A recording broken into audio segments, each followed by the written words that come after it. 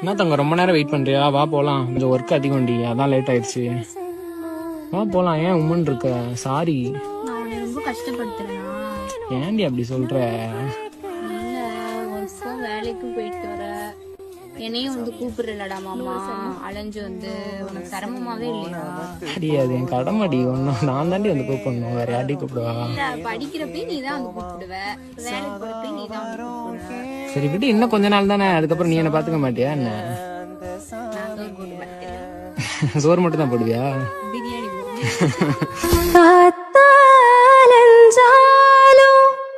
கடலாகவே இருந்தாலும் ஆகாசமான போதிலும் என்ன ஒரு எடுத்த போதிலும் சேர்ந்தேதான் பொறுக்கணும், இருக்கணும், கலக்கணும்.